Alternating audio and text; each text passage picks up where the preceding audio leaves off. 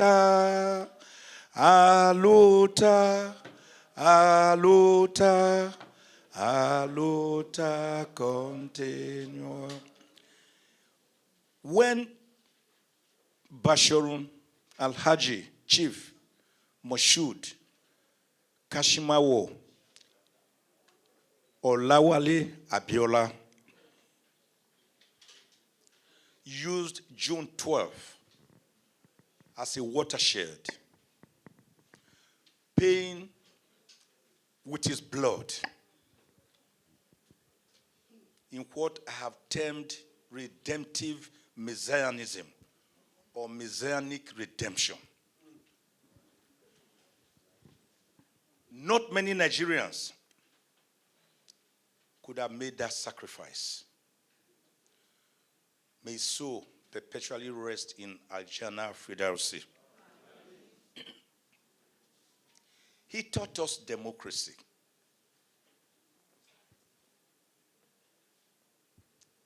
He taught us that democracy, which of November 1893, during his Gettysburg Declaration, that democracy is government of the people, for the people and by the people.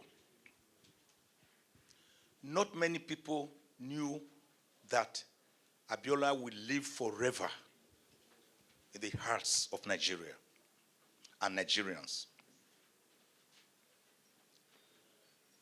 On June 12, 1993, Nigerians from all walks of life came together to seek for the first time nationhood. Watch my words, nationhood. Because we are still a contraption. That our 1948 piece of geographical expression, that Ahmadu Bello's 1952 historical mistake. We are still yearning for nationhood. That nationhood that we yearn for since January 8, 1897, when one young lady called Miss Flora Louisa Shaw wrote an article in the London Financial Times giving Nigeria her name after Niger area. That nationhood that we yearn for since January 1, 1914, when the Southern Protectorate, the Northern Protectorates and the Lagos Colony were cobbled together to found that piece of geographical expression called Nigeria. Chief MKO Abiola defeated all that in that historic movement of farewell to poverty. Before his foray into politics,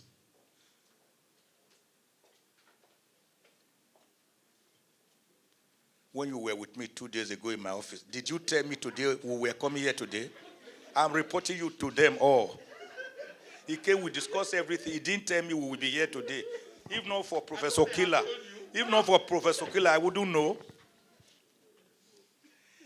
Before his foray into politics, Chief MKO Abiola had already lived in the hearts of Nigerians. From the north to the west, from the east to the south. You know how he put it? He said you use your wealth to manure the people like you use fertilizer to fertilize plants. So he became a household name across the length and breadth of Nigeria. All the nooks and crannies. Abiola was the word. So he won an election square, fair, the most credible, still the fairest, still the most transparent election ever held in the history of Nigeria. But what happened? It was annulled in the most satanic, most mindless most invidious, most insidious, most dubious, most unpatriotic manner. And the man himself was killed in Nassau Villa under circumstances that were as mysterious in 1998 as they are today. So he paid the supreme price for Nigerians to have nationhood. In winning the election, he beat his opponent, Alhaji Bashir Tufa, may so rest in peace, in all nooks and crannies of Nigeria, including his Al-Bashar Jadi area of Kano. He beat him there. Abiola won in all military barracks, in all police stations, amongst the youth, amongst the women, amongst the elderly people, amongst professionals, amongst farmers, amongst artisans, amongst the hoi polloi, the Franz Fanos wretched of the earth. He won. But then the military had their own agenda. They decided to annul the will of the people. Not for MKO Abiola. He would not let go. Already a comfortable man, very wealthy, with his private jet. Abiola will be waited upon when he's going to fly, if he was coming late. He could have just said to her, with this thing, let me face my life. Abiola said, I will not remove that mandate. He is the mandate of all Nigerians. So he refused to let go.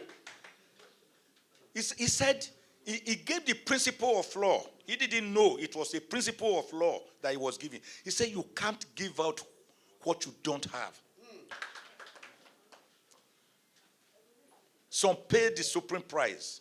People like Bagada Kauto, Kudirat Abiola. Some went abroad. Some ran abroad. Some escaped abroad. But some of us stood back. We sat back. We said we will not go anywhere. Shehu Sani was one of them, the senator. He was jailed with Alhaji Yaradua. Yaradua, who also paid the supreme price. He was killed. Kokori, myself, Bekora, and Sokuti, Gani, and all of them, we were on the streets together every day. I helped to found the first human rights movement in Nigeria at the age of 30, on October 15, 1987. The Civil Liberties Organization, the CLO. By 1992, I founded the Universal Defenders of Democracy, with which I fought the case of the Kuje 5 and General Zamani Lekwot that I got released through Justice Onalaja, then of the High Court of Lagos State. We fought. We were on the streets. Helicopters will hover over us, spraying us with tear gas. That was how we learned to use kerosene and handkerchief to mop.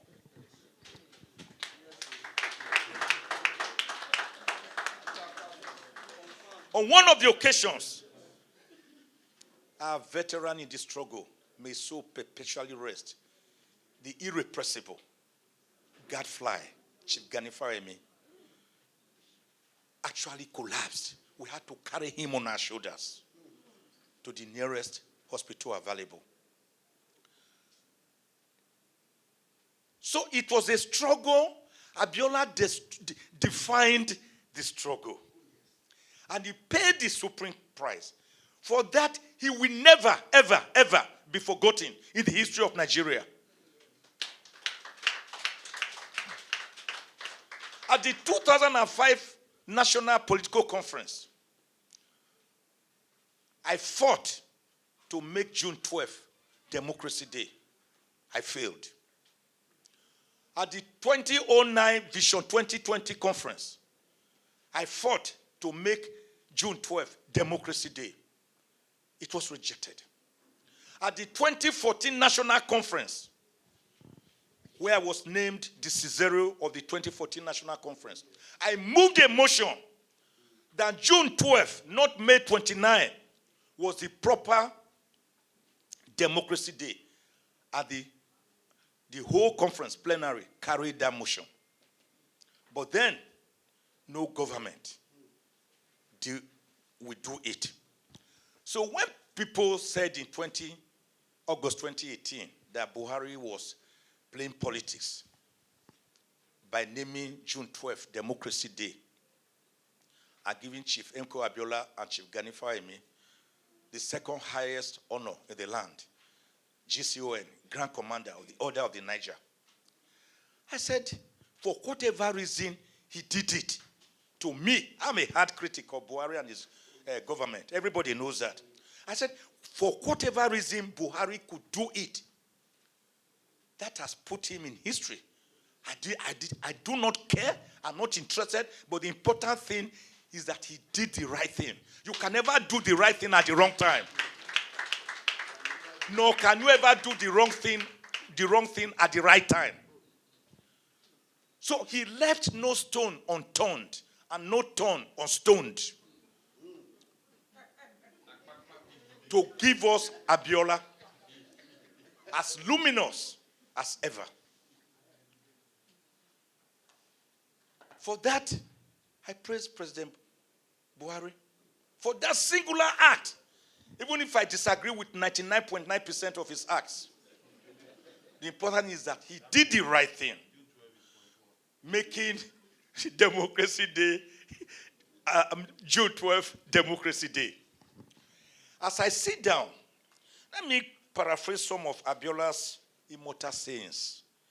A great man, a man of proverbs, a man of parables, a man of wisecracks, who believed in expressing himself more in parables, like our Lord Jesus Christ, than in normal semantics. When Chief MKO Abiola returned from abroad, just shortly before the Ekpeto Day Declaration in 1994, he went to see Chief Tony Aneni in his GRA residence in Benin. Chief Aneni asked him, but Bashirun, why did you leave the country when the June 12th crisis was on? Here is answer. You see, Tony, you do not understand.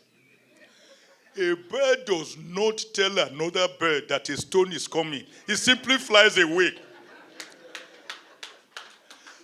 As a matter of fact, I was even in the air without my passport before I realized that I had no passport on me. And you are asking me why I ran away. You see, only a madman stands in front of a moving train. He will be crushed.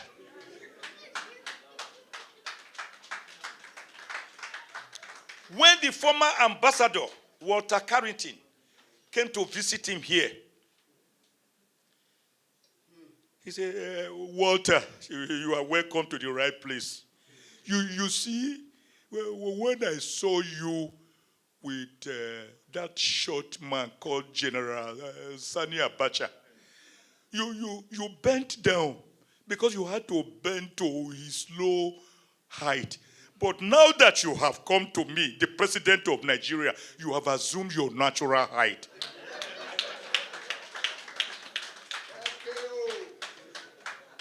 Then Walter Carrington, with whom we were on the streets together, God bless his soul, and may God take care of RSA, the Delta wife. Thank you very much. When Walter Carrington asked him, but Chief, but Babangida, who annulled the election, was your friend? He said, listen to me, Walter. With a friend like Babangida, no one needs an enemy. So, the man believed in one Nigeria. He believed in democracy. Perhaps one of the greatest democrats we ever had, who has been inducted into the pantheon of democratic heroes, alongside people like Washington, Abraham Lincoln, John Jay, Madison, Thomas Jefferson. People, great Democrats like Awo, like Dr. Nnamdi Azikiwe. Democrats who fought for their people. The only difference between him and them is that he fought more than them because he paid the supreme price. May God bless MKO. May God renew our governments and our system of governance and throw up people who can tell us how to say farewell to poverty. Not the emergency politicians we are having nowadays who play politics of Amala. Come and chop politics. Food done ready. People who will take a loan to campaign and contest for elections so as to go and steal our national wealth. State captors, emergency contractors, irredentists, whippersnappers, 35%ers. It's now 35. During the time of Major Nzogu Chukuma, of the 15th of January 1966 coup, he called them 10%ers. Today is 35%.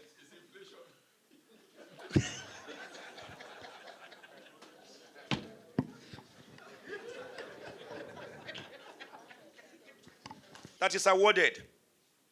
35% is already out. No nation can grow like that. It's not possible. Where you use 80 to 85% of your income under Section 162 of the Constitution to pay for recurrent expenditure, salaries, emoluments, massaging egos. Then you use 25% or 20% for the real development. You can't grow. So Nigeria must get it right in remembrance of Chief MKO Abiola. We must go back to that pre-January 15, 1966 era when we practiced true fiscal federalism. True fiscal federalism. Go and check it out. I think Section 142 of the 1963 Republican Constitutions. Go and check it out. Nigeria practiced true federalism. The regions were virtually autonomous, like the American state before November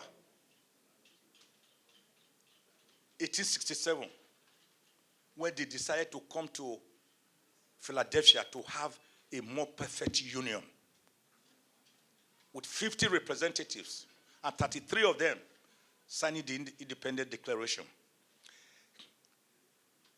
We must go back. Where did we get it wrong? In memory of Abiola.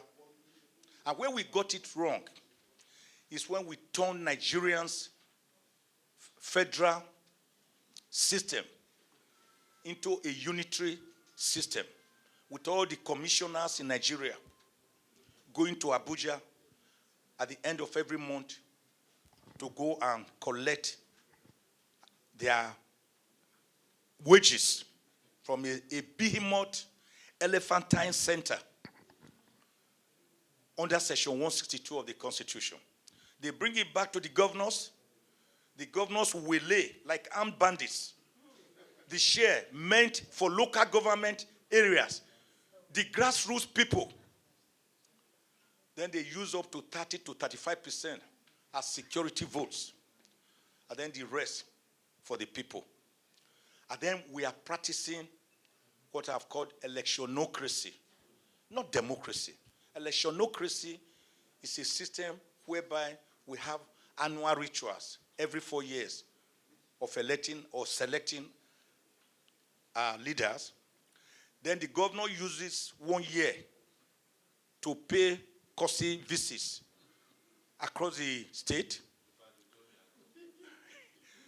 thanking them for electing him. Then he uses the next 1 year to patch roads, put some few gutters here and there. They will organize a big party with amount bigger than the amount used in building that road. Then the next 2 years, again, are for politicking. So we are practicing electionocracy. We never have time for democracy. Have we even had democracy profits before we talk about dividends? Because profit has to come. But Utomi knows better than me. In the corporate world, you have to first declare profit before you share dividends. Have we even got profit? Have we broken even? When we are borrowing money in trillions for 10 generations yet unborn. Let's go back to that pre-1966 regional setup where Awo, with only one mono product, cocoa, in the West, could do the miracles of the Asian tigers, building the first television station in Africa. The University of Nigeria, of Ife, now OAU, and I'm a proud product of that university. Had masters here, also lectured there, because there are 2 universities in Nigeria, the University of Ife and others.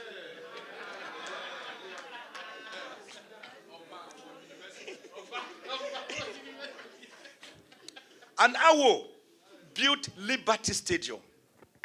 He built Cocoa House, which is still the tallest building in Nigeria, in Ibadan, since 1957. But guess what? He did the greatest of them all. He gave free education at all levels to the Yoruba people. Up to my own Bende side. That is why, whether you like it or not, I always tell people, the Yorubas are the most educated, most cosmopolitan, and most traveled Nigerians. You can't take that from them. That was because of the vision of one man, Chief Obafemi Awolowo. If you go to Ekiti, just go to Ekiti, go to any street and say, Professor, about 50 professors will come out. Vision of one man. Why? Because he could use his product to develop his people. Rewind. Ahmadu Bello, the great Sardauna of Sakwato,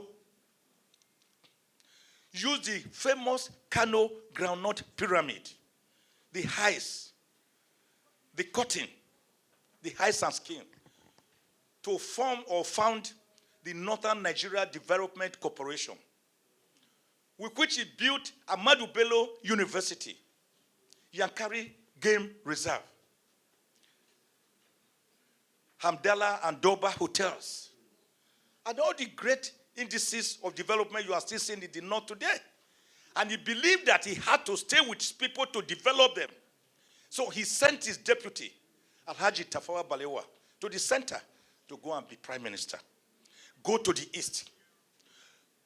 Dr. Nnamdi Azikiwe, first president of the Senate, first ceremonial president of Nigeria. Later, Akanu Ibiam. Then Dr. Michael Okpala used the palm produce that the eastern region had from where Malaysia came to take some palm kernels, and today we import palm oil from them. He built the University of Nigeria in Nsukka. He built the Trans-Amadi Estates in Enugu and Port Harcourt. He built the Obudu Cattle Ranch. He built the presidential hotels in Enugu and Port Harcourt because he could control his product using fiscal federalism. Go to Midwest region, which was created out of Western region by popular plebiscite on the 10th of August, 1963, through the help of people like Dr. Dennis Osadebe, Jereti Marere, Oba Akezua II, Chief Esogba, Kesinti Momo. They could use their rubber and timber and plywood to develop Midwest region. Okpela Cement Factory, Ugeli Glass Factory, everywhere.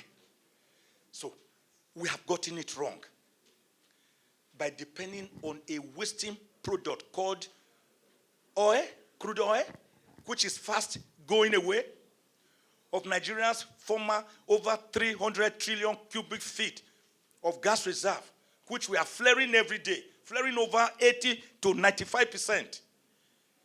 In another 10 years, my fellow compatriots, we will be hungry because there will be nobody requiring your oil. So in memory of Chief MKO Abiola, we should go back to brass tacks and get ourselves a new constitution.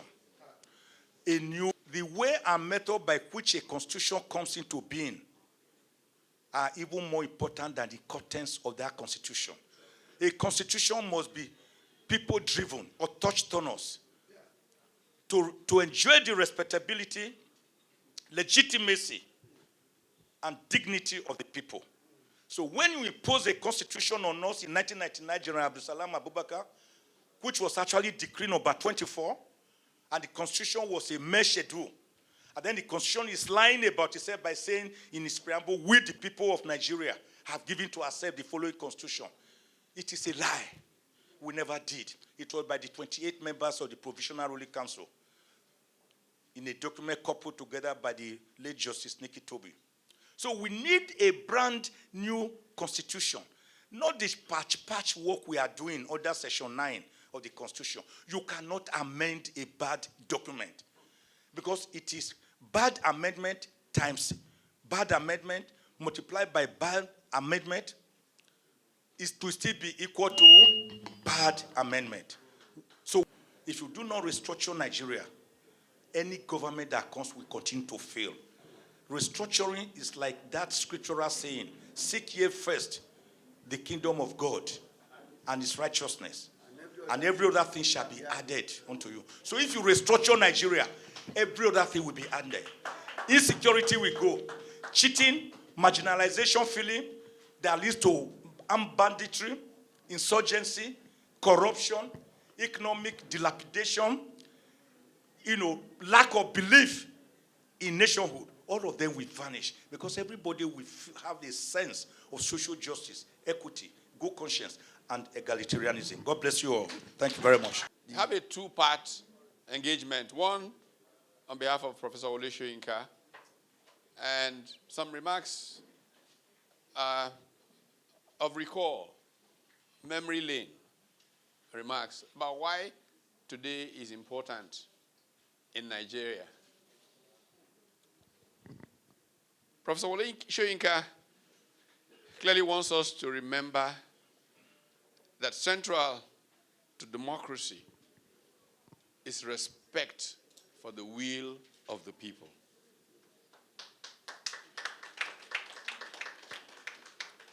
On the 12th of June, the Nigerian people spoke loud and clear in 1993. But a group of people thought that their will was greater than the will of the people.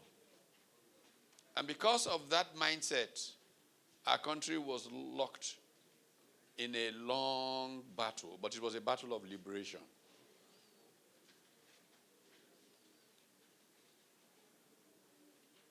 The commitment of the man who freely got the mandate of the people because the people wanted change kept the fuel in the many people who occupied Nigeria, even before the word occupy was made available for struggles of this nature.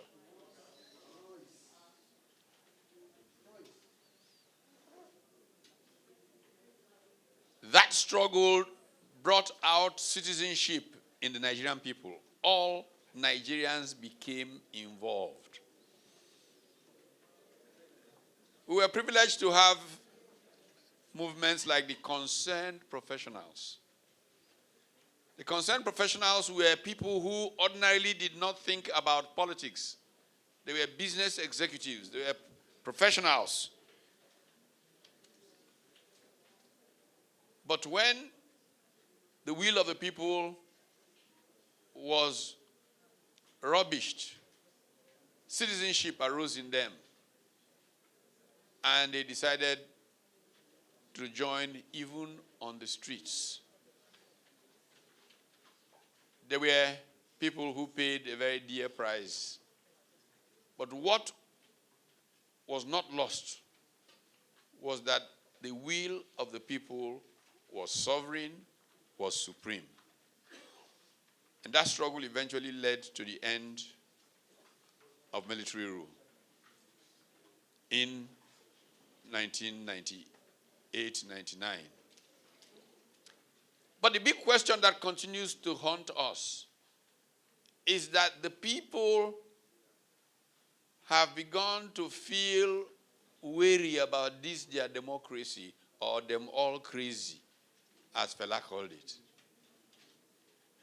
And yet, those who have acquired power are not sensitive enough to realize that the people have left them.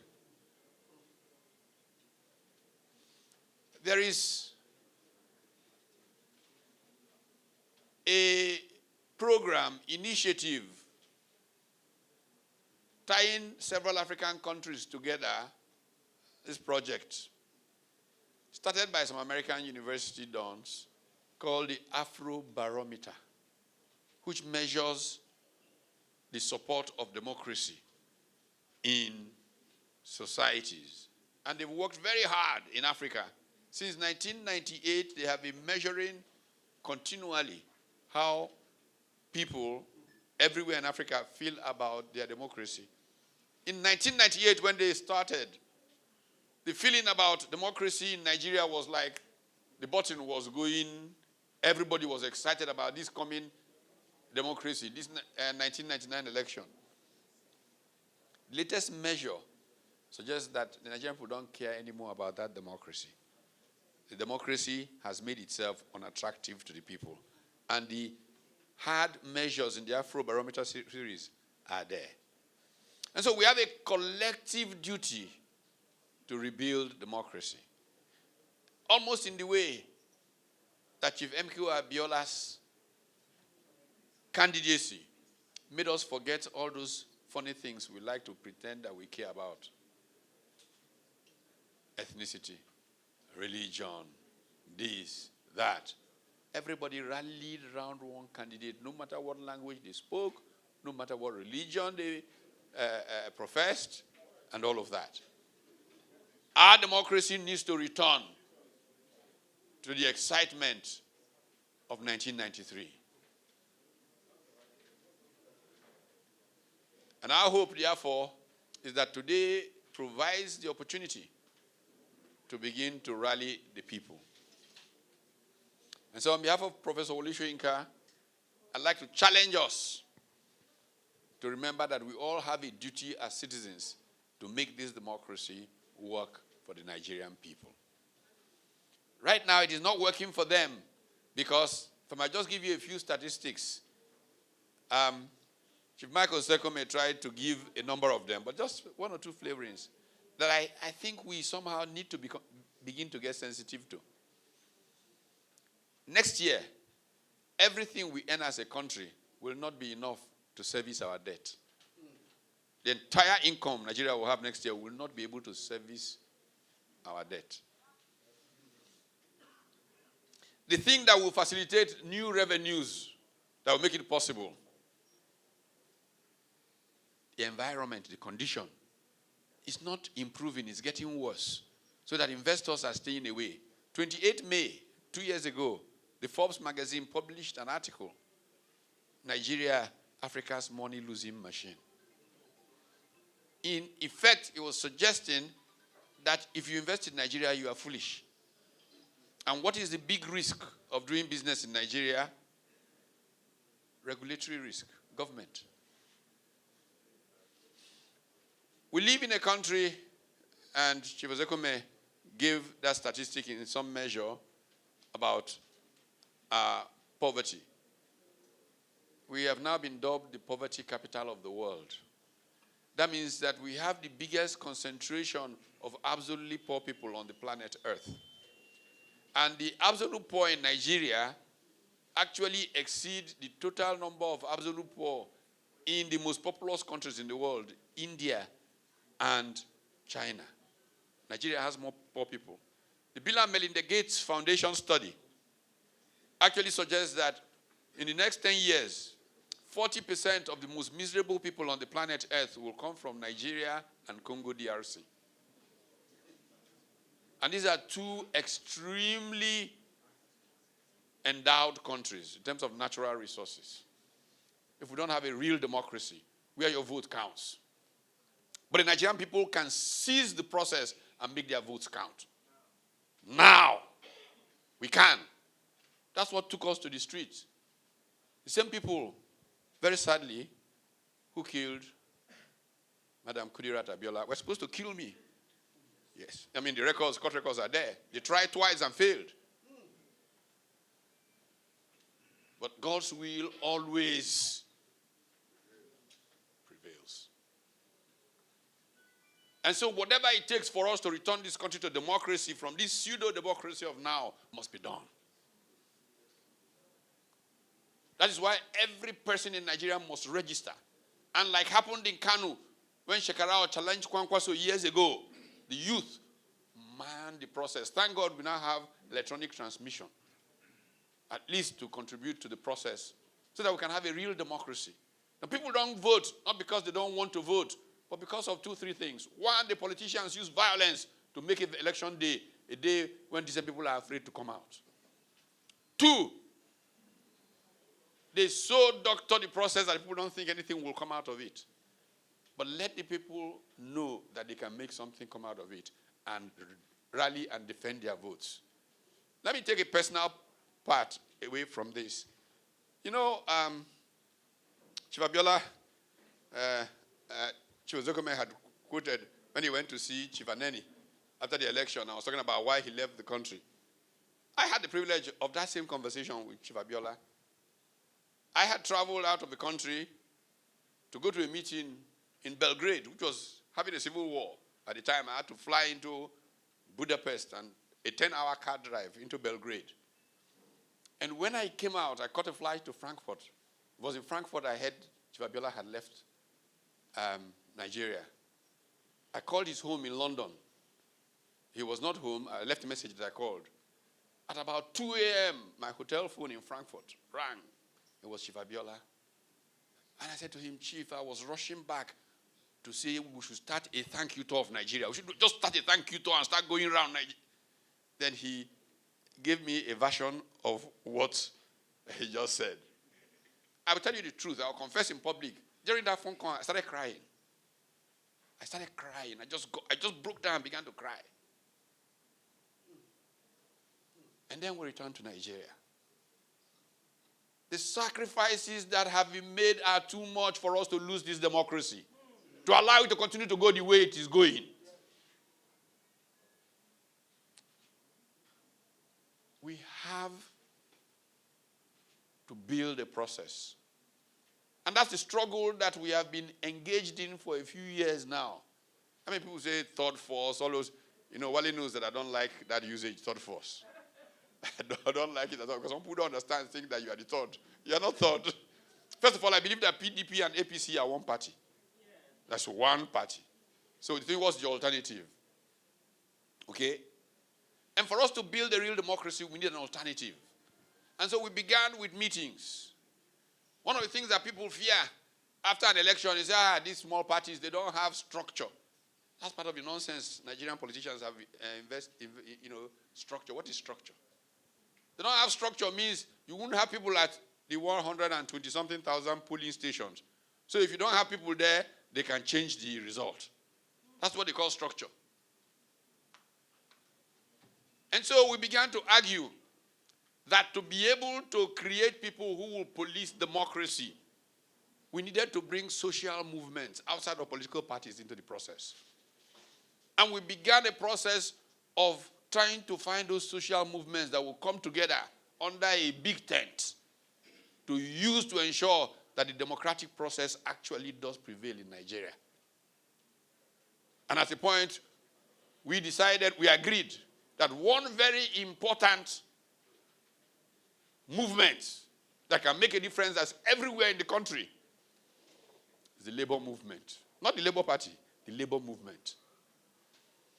NLC, TUC, they have state political commissions in all the 36 states of the Federation. I had the privilege, and Wale was present there, to address all of these a few months ago.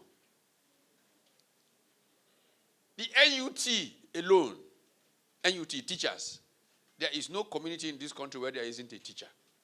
And in most rural communities, they are the most influential people. And if all of these could commit to this cause, there is no structure that can compare to it.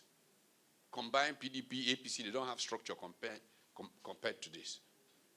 If they can realize that the future of their children has been brutalized by a process of state capture, in which, as the state is becoming almost bankrupt, National Assembly governors, they're still buying brand new limousines. Black SUVs, more in Abuja than anywhere else I know in the world. And the people are starving to death. The very day that they were sharing dollars in Ghana must go bags in Abuja to win elections, 31 people stampeded to death in Port Harcourt just for a meal. There is such injustice in this country that God is looking down in a way that it will consume all of us. Fire. The kind of injustice that has gone on in this country. Citizens must rise to such and reclaim their country. They have allowed a group of adventurers to seize the heart of their nation. And it's crushing the people. They're bleeding. They feel powerless. But listen, the people are awake. They are ready. And Nigeria will not be the same. Back in those days, the concerned professionals had a meeting. At that time, all officialdom had blocked us from a venue to meet in Lagos. So we decided we were going to meet in a church, St. Peter's, Ajele, on the island there. And we got together and decided to find ways to move to mid-Lagos. As we gathered together near the Shell building, Freeman House, to walk to the hall in St. Peter's, a police officer, I wish I could remember his name, regular uniformed police officer, ran up to us and said, please, please, please, my brothers, we are with you. We know what you're doing. We know it is right. We know it's the just thing. But they have brought a detachment from far, far, far away. I knew, because, and I can say that publicly here, somebody from the American embassy called me that morning and said, you guys be careful, because the detachment from Sokoto has come to deal with you guys specifically, the police. And so this Lagos, I don't know what his rank was, that came to us, said, please, please, please, we don't want anything to happen to you, just go away. He was still talking to us when one of us, I think it was Tunde Uyuwale, I think, brought out his not 9 knot, as we used to call it, his cell phone. As he just brought it up, he said, who they make phone? He just rushed on us. And everybody was running in all kinds of directions. The Nigerian people must stop allowing themselves to be divided by these characters. You bring from Sokoto to crush Lagos. You bring from Lagos to crush Bayelsa. This divide and rule has to stop. We are one people. We share a common humanity. And we must work together. to lift our people from this terrible oppression by a class that does not know that it is its own self that is being fought for. Because they think they have personal advantage now because they have state power, authority. In the end, when their country becomes Somalia, they will be the first. Look, when June NSAS took place, I live on a street. I'm the poorest man on the street I live on. Some people who live on my street have private jets. On the NSAS day, they were all headed to the airport and jumped on their planes to leave. When things calmed down, 2 days later, they came back. I said to one of them, you know what? The day that will be the day, the airport will be a bridge too far. Imagine if Pat is a poor man, then I'm a church rat. See, Akpapa? In the end, we've got to think about something bigger than us. We've got to think about the common good. Because if we think just about me, myself, and I, it will come back to get us. Because we are short-sighted. And so I salute the heroes of Nigeria. I salute the great Ghanaian enemies of this world. I salute him particularly, not just because he was this activist, but because he litigated everything. And this allows institutions to emerge from the outcomes of litigation. I salute the Bekor and some Kutis. When we were having those meetings in those days, when we're coming to a meeting, everybody's afraid of security. You park your car here, you take another car, come to another place, then we arrive at the meeting venue. Bekor and Kuti will drive his... No, not Volvo. It's Rabbit. That Volkswagen... what's the one? The Rabbit. The Golf. Just drive himself and come and park in front of the place. I said, look, we are thinking of security. This man is security or himself. I salute all these heroes, but more importantly, I salute the man who had everything to lose and put it down for the people, Chief MKO Abiola. Sometimes we forget how much he had to lose. I always tell a story of one day in 1990, or 1 week in 1990.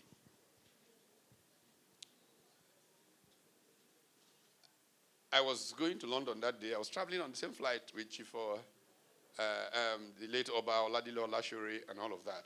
Just as I was leaving for the airport, I got a call. It was Chief Abiola. He said he wanted to see me.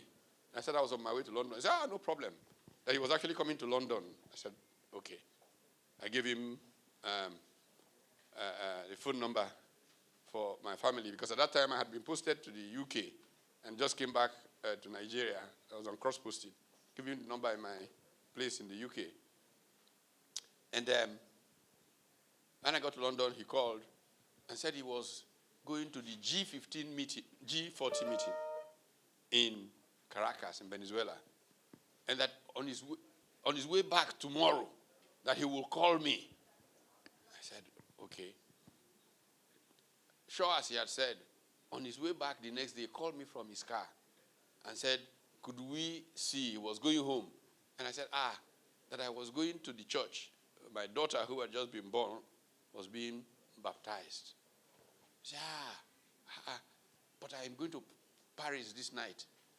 Where is this baptism? I said, somewhere in Bayswater. I gave the name of the church in Bayswater. He said, okay.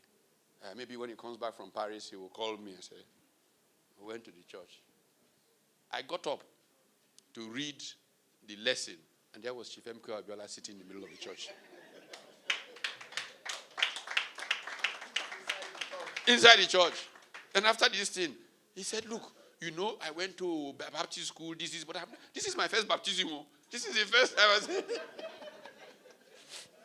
He said, okay, he's still going to France. He will call me on his way back. He left again for Paris, came back the following morning, and called. What I'm trying to tell you is that in a space of 6, when he came back from Paris, I went to see him. He left and flew. He said, he had to go to see Jerry Rawlings in Ghana. And then from there, he would go to Abuja to brief Babangida on the G15 meeting. In 1 week, this man had been in like 6, 7 countries, and he was not looking like he was approaching tiredness. So the work ethic that he had, let us learn it. The patriotism that he had, let us learn it. The commitment to service of others that he had, let us learn it. Because he was a beacon for our country. Thank you, and God bless you. Our religious leaders and the family members of Chief MKO Abiola, distinguished ladies and gentlemen, I have skipped the secretary to the state government who was here. I'm sorry, ma'am. Yeah. One thing I've always recognized is that every year, Lagos state government has always sent a representative. Sometimes ago, the deputy governor was here, and today, our madam is here to represent Lagos state. It shows the commitment, the interest of the government under Babajide Sanwo-Olu, is it how? To the cause of the struggle. Having said that, I have carefully listened to the speech made by Chief Ozokhome, my brother, and Professor Utomi. Something that captured my attention was the formula used by Chief Ozokhome to neutralize tear gas with the use of kerosene. I think something I have learned, my personal self, in the period of my imprisonment, when we have been handcuffed, is to use soap and water to slip off the handcuff from your hand. That's how we have been used to. Having said that, I must commend our brother here for the tenacity of his spirit to make sure that every year this very house is brought alive by reactivating the spirit of June 12th. I understand that there are many places where this event has been organized by different groups and governments.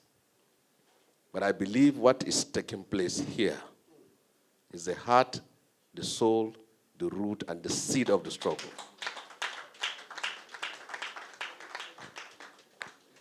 This is a house very well known by myself. I'm not just an activist, but this is a house that I have always come to visit Chief MKO personally. And I'm in my mid-50s, and you can count, you can subtract from 1993 out of my age, and how I was able to always visit this house on his invitation. And the person that has always been receiving me here has been Mr. Fred Eno, Abiola's personal assistant, who is now based in Abuja and working with the United Nations. Fred has been one of Chief MKO's strategists. And where we used to sleep each time I come here, there's a boys' quarters in this Hope 93 office. That has been the place where I've always stayed each time I come to see Chief MKO. And in this house, I met a number of later Nadeko personalities, including Asuwaju Tinubu, Abraham Adesanya, and several others. Bola Igi and Co. were all, I believe, in a living room, maybe it's up here, I think. That's where we have always met. And I always come here in company of Dr. Beko and Fashion. By that time, Beko was the chairman of Campaign for Democracy, and I was the vice chairman of Campaign for Democracy for northern part of Nigeria. So we visit here, and then we discuss strategies on what needs to be done. I have watched the documentary. It's a well-researched clip that clearly identified those who fought and sacrificed for democracy. But from that clip, you can see that people from my own part of the country, those of us, the House of Fulanis, are less than 20% of the whole number. What actually happened for a man that was voted by almost 90% of the country, but when it came to the resistance, the battle was more fierce from this part of the country? Well, for some of us from the north, myself, Colonel Umar, Balarabe Musa, Bala Usman, and several other socialist, Marxist, and democratic and revolutionary forces, we came together and said, actually our people have voted for Chief MKO, but now the election has been annulled. And if we don't lead the struggle, the historical impression would be that our own part of the country, the northern part, is complicit in the annulment. And as such, there are some of us that have to make a mark, no matter how little it is, so that we'll be on the map. And if we were not in that struggle, we could not have been in this clip. So we led the struggle, and Chief MKO was ever appreciative of it as it goes on. It is 22 years since the restoration of democratic rule, and it is apt to say that this democracy was a product and a beneficiary of that struggle that took place after the annulment. Because the idea of bringing General Obasanjo was to see how that injustice can be ameliorated, which became impossible despite all. And the principle of people from this part of the country has been that if June 12th will have died, then with the appointment of Shonekan as head of state, it could have died at that very time, because he is a Yoruba man from the same ethnic group with Chief MKO Abiola. Then if Shonekan couldn't have extinguished the flames of resistance of June 12th, then nobody could have done it. That's the fact of the matter. Something I was privileged to learn from Chief MKO, which later these days has come up as part of the national conversation, is the issue of how was he able to achieve success despite agreeing to a Muslim ticket.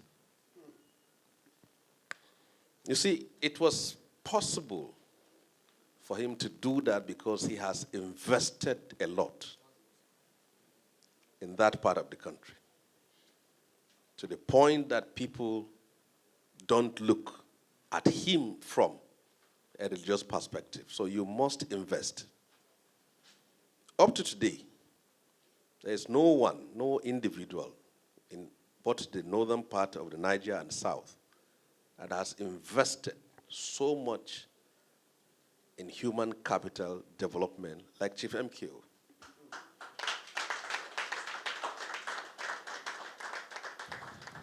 But I know what he has said because he called me and I came here to his house and I went upstairs. And I sat with him.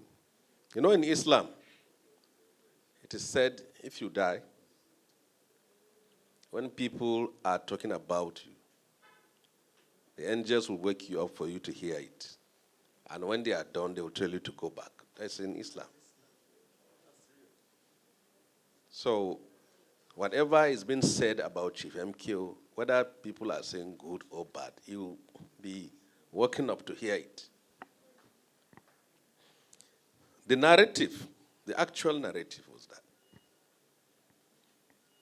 MKO said, Babangida called him and asked him, don't attempt a Muslim-Muslim ticket. That's not good for the country, for the peace and unity of this country. Then he asked him, who do you want me to select? He said, Pascal Bafio, who was then the NLC president. Then he responded to him, okay, I had your opinion. It's okay, I will consider that. The late General Sheikh Musa Yaradua, whom we happened to meet in Kirikiri prison, who was the elder brother of President Umar Musa Yaradua, the one you know, because many young people don't know General Yaradua. They only know of the one who was the president. General Yaradua told Abiola to pick Atiku as his vice president. He asked him why. He said, well, he will stand by you from the beginning to the end. MKO said he had other ideas from different people. And then he resolved to pick Babagada Kingibe because Kingibe came second in the primaries that was held in Jos. And he wanted the unity of the party. And for somebody like Kingibe, who is not known before that very time, to have been able to command such followership and such votes, we believe he will have an asset. So when he decided on Kingibe, he invited the leadership of Khan. One of the meetings took place in the Federal Palace Hotel. As a young man, sometimes when I come and he's going to a meeting, he will say, after he listened to all the bigger persons, I think in order for me not to be unhappy that he has not listened, he will say, okay, come and let's go. I'm going to a meeting together. Then we will now go together with him. They went to this Federal Palace and sat down. Okay, Kogi, Archbishop Okogie was there. That was a heated debate because the Khan at that very time said no, they will never agree to a Muslim-Muslim ticket. There was serious battle. And Chief MKO tried to explain to them, whatever he wants to do, let him achieve it first. The most important thing is, let's win the election. He's trying to address a certain sentiment from some part of the country. And they should not bother that he is going to win this election. And he, to a certain point, Okogie wanted to walk out. And I think Kingibe brought him back. So, other things that happen, there is a proverb in Hausa that you will not hear the death of the king from my mouth. So whatever happened between Khan and Chief MKO and others, I'm too young to talk. So all those people are alive to tell you what happened. I don't know. Even if I know, I will not see it. But they sat down and they discussed, and it was agreed. And it became successful. So, one of the things which made it possible for General Eradua to join the resistance was that MKO refused to take Atiku, because that was his candidate. And one of the things which the military used was the fact that that Muslim ticket could call crisis. But if you call crisis, how did people were able to vote for it? So it's simply an excuse they try to use. The resistance against the annulment was able to be realized because Abiola associated himself with the civil rights movement in Nigeria. Because the political class, virtually, many of them abandoned him. They are comfortable with being in government, and they left him with the pro-democracy movement. That is why most of the forces you hear today, the part Utomis, the Ozokhomes, the Gani, the Beko, the Falana, Odion, Chima Obani, and all those fighters who are being celebrated today, they came in, they were not the election campaign committee of Abiola, but they stepped in to rescue democracy at the very time that the political class stepped back. This house used to be the hub for SDP people, political strategists, campaigners. But when the resistance came, it is then the Ozokhomes, the Pat, the Gani, the Falana, the others. Now, even the Nadeko chieftains now came up. There was no Nadeko before the annulment. It was after the annulment that Nadeko was founded. And I happen to be one of those who were here. Abraham Enahoro, whenever he comes here, he lodged at this Sheraton Hotel. I don't know where it is in this place. So that's where it is. So some of us are direct witnesses of history, of what happened. So sometimes that's why when I sit down, I hear people, because they have emerged as governors or presidential candidates, who are boasting as if they are the ones who are the democracy itself. People like us only shake our heads. It is 22 years. And I believe that in the next year, June 12th celebration, we will have a brand new president. So the foundation that was laid by President Buhari in appreciating, recognizing, and immortalizing Chief MKO Abiola is something that needs to be built upon by whoever is going to emerge as a president of Nigeria. Most likely, it's going to Atiku, Tinubu, or the third force. And I think third force is bronze, I think. I don't know whether you are comfortable.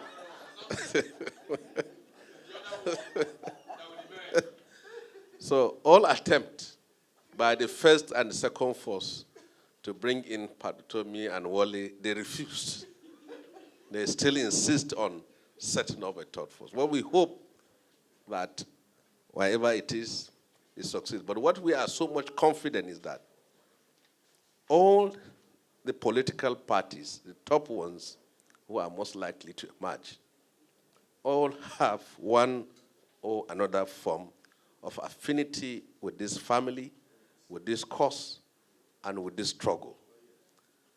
So wherever the pendulum swings, we are definitely sure that it is still the product of Abiola. So Abiola has 3 children now: the PDP, the APC, and also the third force. So in that respect, I believe an occasion like this is also an opportunity to discuss the country and the way forward. I come from part of the country where today we are being besieged by bandits and terrorists. Terrorists that have made life so unbearable for our people. Our people pay terrorists to go to their farms, and they pay them to harvest their crops. People have sold their homes, their farms, their savings to pay kidnappers.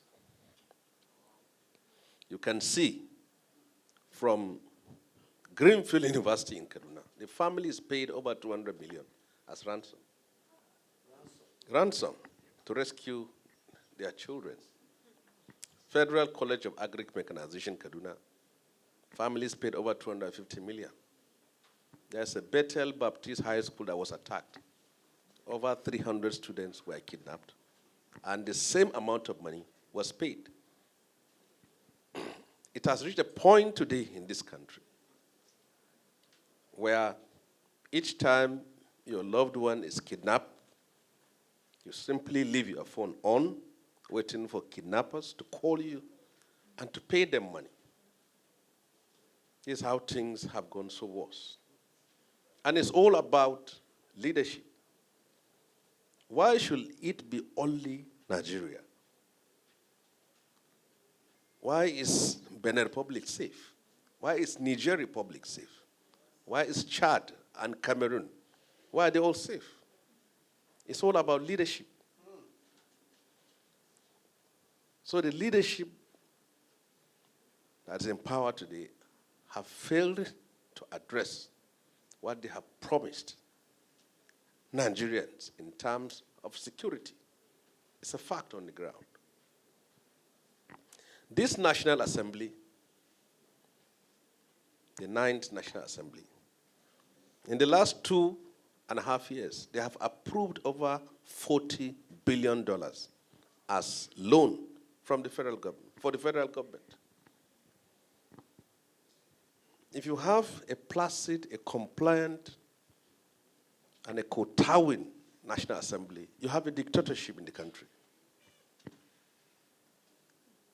The National Assembly has lost the respect of the people of this country because they have portrayed themselves and they have presented themselves as people who are ready at all times to do the bidding of the executives.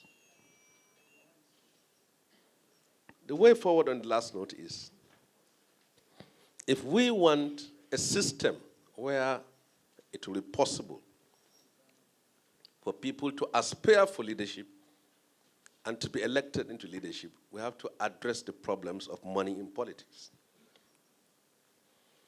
I've listened to the speech of Mr. President, where he is pressing that there has been peaceful and orderly primaries. But we know very well, deep down in our conscience, we have a delegate system where hundreds of millions of naira and dollar was bribed to delegates to elect people who are to be leaders of this country. It never happened in June 12, 1993. So we're already, our leadership recruitment system is so polluted and corrupt. And we already have a bad foundation, thinking that we can build an angelic and saintly society from that. It is impossible to do that. So I will use this opportunity to thank the organizers of this forum. And I believe that next year, as we assemble here, the agenda for this summit in this house will be quite different. I sincerely thank all the, start with the family, recognizing the family, and then recognizing all those that are in the high table, His Excellency the Governor being represented. And for us, what we're doing today, in honor of a hero, a man who sacrificed his life for his country, a man who lived for other people, all we can do today is what I've told people while I was on my way here, is to reflect and examine our lives as Nigerians and ask ourselves questions. For what he sacrificed for, where are we today? For all he wanted to do for Nigeria, where are we today? I think he was the first person that made me to vote in Nigeria. Because I believed in what he was saying. You know, he was practical. He was saying something that is you could see, you could feel. But being Nigeria, like I did mention this morning, we are the best. It's always, we don't end up with the best. We end up with the least in us. So we're just here in remembrance and using this occasion to call all of us who are still practitioners in politics of Nigeria to recommit ourselves to building the ideals which our great father stood for and died for. And finally, to all of us, I've been to so many churches today, and I've always asked them, being a Sunday, please continue to pray for Nigeria. Continue to pray for Nigeria. And let your prayer point be, may God touch the hearts of all of us, including myself, who are politicians, to use public money for public good.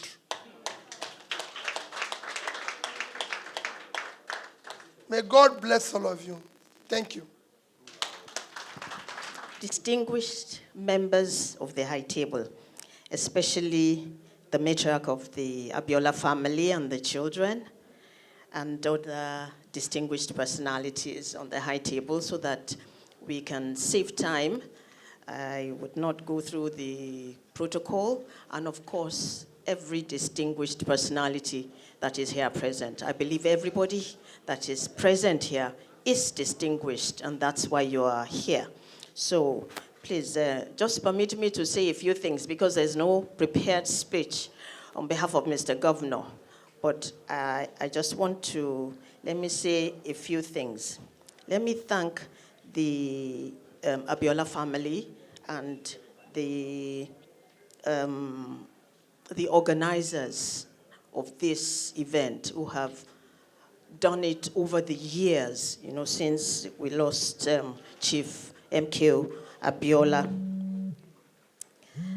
And so that I don't even repeat a lot of the things that have been said, my take from this gathering is that a lot has been said to repeat, you know, the history and exactly all of the things, you know, that happened prior to the election of Basharun, MKO Abiola, and the subsequent events.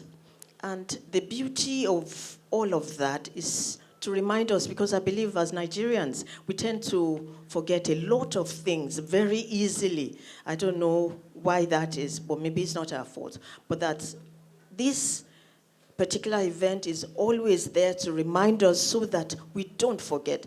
And I think the key thing, the onus is on all of us. We have all heard of all of the issues, all of the challenges, all of the problems. It will be beneficial if maybe at the next meeting, as Senator Shehu Sani said, it's going to be a different thing. What we're going to look at, maybe what people are going to talk about are solutions, you know, we want to prefer to the challenges that we're facing as a nation that is not making this country to move forward as we would all have liked. And when you when we look at the legacies, as you know, enunciated in the various speeches of the speakers, powerful speakers that we have had, I think let us look at how we're going to imbibe, the legacies and see how we can actually profile solutions so that this country can move forward. We're used to talking, we always talk. We appreciate it, but I think it's time we begin to focus on what are the solutions and those solutions that are actionable. So on behalf of Mr. Governor, I want to thank everyone that is here this afternoon. We appreciate your presence and we appreciate, the family members, especially the matriarch and the conveners, who have done all they can to make sure that this struggle continues, that we don't lose sight of it until, we achieve what we want. Thank you very much for your attention. صراط الذين أنعمت عليهم غير المغضوب عليهم ولا الضالين آمين اللهم اغفره وارحمه وارحمنا بعده اللهم اغفره وارحمه وارحمنا بعده اللهم اغفره وارحمه وارحمنا بعده آمن الرسول بما أنزل إليه من ربه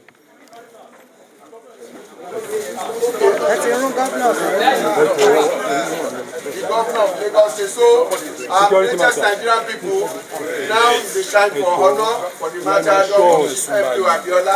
So standing here is our leader, Associate of Chief MKO Abiola. They have been mandated by the Nigerian people to do this on behalf of the Nigerian people. And therefore, you see we move forward and jointly make this wreath of honor in memory of the martyrdom that was displayed by Chief MKO Abiola. Thank you very much. Greatest Nigerian people.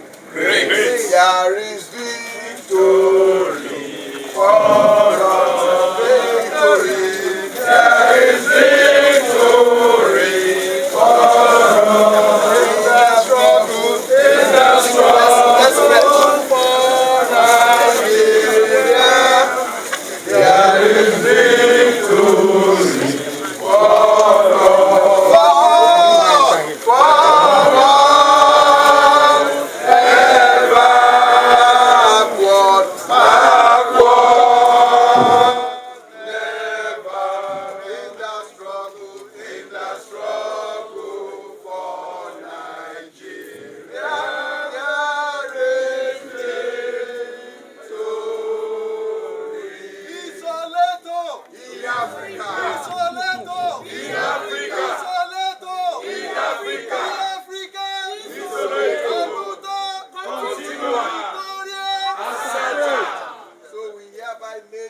today, June 12, 2022, to the grave of Chief MKO Abiola.